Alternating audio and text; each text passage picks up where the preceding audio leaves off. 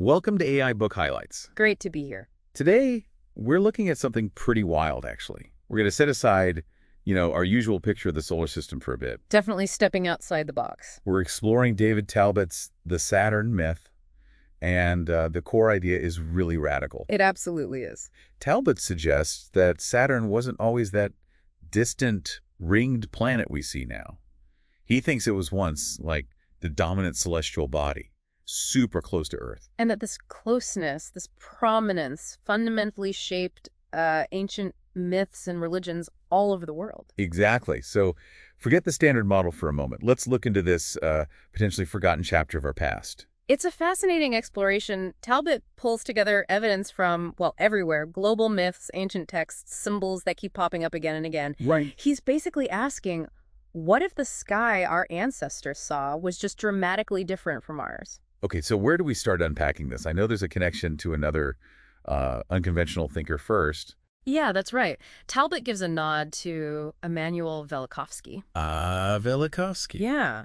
Even in some unpublished notes, Velikovsky apparently touched on this idea, Saturn's past importance, maybe linked to the whole Golden Age myth. Interesting. Now, Talbott's work is definitely his own, but that initial spark from Velikovsky kind of sets the stage, doesn't it? It really does. It immediately makes you think, okay, hang on. Could a planet we see as, way out there, could it have once been this massive central thing in the sky? So visually impactful that it literally formed the basis of their stories. That's the core question. And this ties into the idea of a golden age, right, that crops up everywhere. It really does. You see it across so many cultures, this memory maybe of a perfect time, peace, abundance. Like a paradise myth. Exactly. And it's often ruled by some powerful original king or god. Talbott argues this isn't just wishful thinking. He suggests it might be a kind of distorted collective memory of a time when Saturn actually was different, maybe closer, maybe brighter, influencing Earth in a way we can't imagine now. Wow.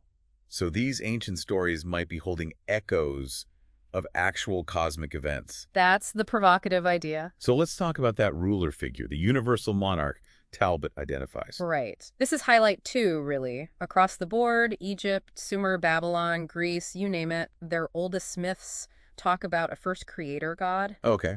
And this god often also ruled on Earth during that perfect golden age. A god king. Yes. And Talbott's big claim is this figure, this universal monarch, isn't lots of different gods. It's one memory. It's Saturn. So like the Egyptian god Adam or the Sumerian An. Precisely. Or Kronos, the Titan, for the Greeks always linked to that lost age. Talbott suggests these aren't separate inventions, but different cultural filters processing the same core experience, a time when Saturn dominated. The consistency is striking, isn't it? From cultures that supposedly weren't in direct contact, or not all the time anyway. It's very compelling. It hints at something shared, something fundamental imprinted on, early human consciousness. A shared visual, perhaps. Yeah, possibly. When you look at what these gods do they create, they rule over this perfect era. Talbott argues those are characteristics projected onto a visually dominant Saturn. Okay, this next point really flips things on its head. Saturn is the sun. Yeah.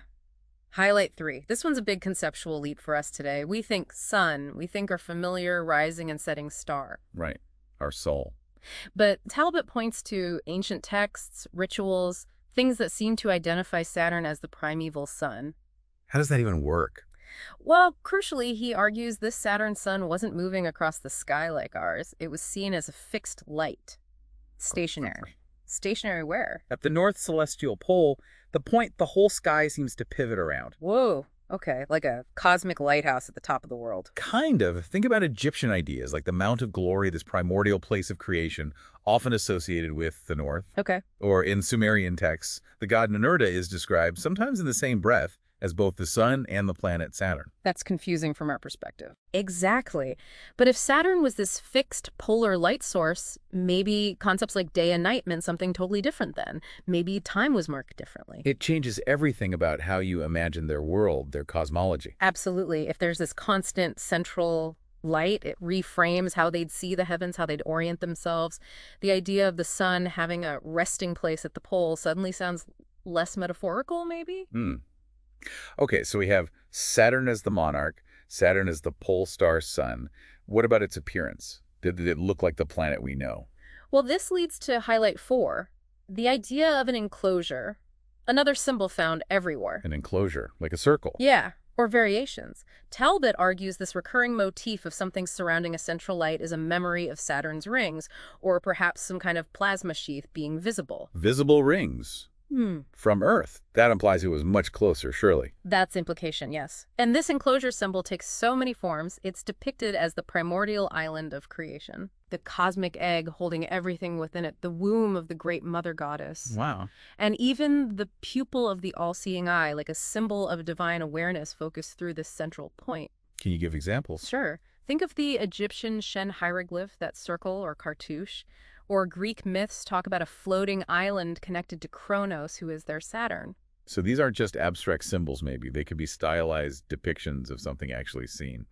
That's Talbott's suggestion, that these diverse symbols, island, egg, womb, eye, all point back to a real, visible phenomenon, a radiant Saturn enclosed within its own band or sphere. The variety is amazing, but the core idea of enclosed light is constant. And its pervasiveness across cultures, again, suggests maybe a shared observation, something fundamental they were all trying to represent. All right, there's one more major symbol you mentioned, the sun cross. Yes, highlight 5. The symbol we usually see as a circle with a cross inside, often just assumed to be our sun. Makes sense visually. It does, but Talbott offers a different reading. He proposes it's Saturn again, specifically Saturn within its enclosure, but with 4 main streams of light radiating outwards from the center, like spokes. Dividing the circle into 4 quadrants. Exactly. And these streams show up in myths, too. Sometimes they're described as 4 rivers, maybe flowing from paradise. Ah, like the 4 rivers of Eden. Could be related, or sometimes they're winds or paths or arrows, often linked to the 4 corners of the world, the cardinal directions. So not just a simple sun symbol, but maybe a map of this Saturnian configuration, with light streaming out. That's the idea. It provides a potentially more coherent explanation for why that specific symbol is so widespread, and why it's consistently linked to concepts like the 4 directions or fundamental cosmic structures. The life-giving streams from the creator god, Saturn. Precisely. It ties back into the whole universal monarch creator role we discussed earlier. Okay, this is a lot to take in. It's a completely different way of looking at ancient myths. So what are the practical takeaways for someone listening? Well, the first one, I think, is about how we read old texts. Right. Takeaway number 1, reevaluating ancient texts. We tend to interpret everything through our modern astronomical lens, right? We assume their sky looked like our sky. Naturally. But Talbott's work, whether you fully buy it or not, highlights the possibility that these myths contain memories of a very different celestial setup. So when you read about ancient gods or symbols, pause for a second. Consider, could this relate back to a prominent Saturn? Could figures like Zeus, Ra, Marduk, could aspects of their stories make more sense if Saturn was central, polar, enclosed? it opens up new interpretive possibilities for sure. Don't just accept the standard reading automatically. Exactly. Question the assumptions based on our sky. Okay, takeaway number 2 seems linked. Look closer at the symbols themselves. Yes, exploring global symbolism. We've mentioned a few key ones, the enclosed light, the sun cross, maybe the cosmic mountains, serpents, crescents. And the striking thing is their ubiquity. Right. They appear in cultures oceans apart, seemingly disconnected. How? Why? Standard explanations might say diffusion, archetypes. Or, as Talbott suggests, maybe it points to a shared experience, a common visual source that everyone, everywhere was trying to depict. So the takeaway is, actively look for these symbols yourself. Yeah. Do your own research, see if you find patterns across cultures that seem to resonate with this Saturn idea. Does his thesis help connect dots that otherwise seem random? Become a bit of a symbol detective, comparing myths and art from different places. It's a fascinating exercise in comparative mythology, viewed through this specific, unconventional lens. Okay, and the third takeaway.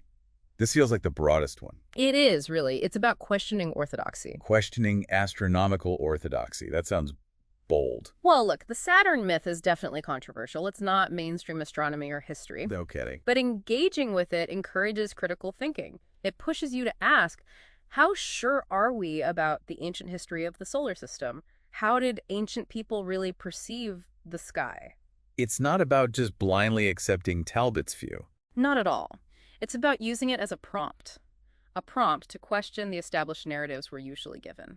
And to consider if alternative interpretations, grounded in myth and symbol, might sometimes offer surprising explanations for things that otherwise seem weird. Exactly. Are there other mysteries in ancient cultures, strange rituals, baffling artworks, cosmological ideas that don't quite fit, that might suddenly click or at least seem less bizarre if you consider this different cosmic backstory? So using it as a tool for thought, even if you remain skeptical. Precisely. It reminds us that our understanding of the deep past is always evolving, and sometimes challenging ideas are needed to push that evolution forward. This has been really fascinating, a whirlwind tour through a very different vision of antiquity. It certainly challenges you to think. David Talbott's The Saturn Myth definitely gives you a lot to chew on, a potentially revolutionary way to view our ancient past and Saturn's possible role in it. It's a dense work, full of detailed arguments. Absolutely. We've only scratched the surface, so we really encourage you, if this sparked your interest, to delve deeper into Talbott's work. Look at the evidence he lays out. Agreed. It's worth engaging with directly. You can find a link to purchase The Saturn Myth right there in the description below. Check it out. Thank you so much for joining us on AI Book Highlights for this exploration. Until next time. Keep questioning and keep learning.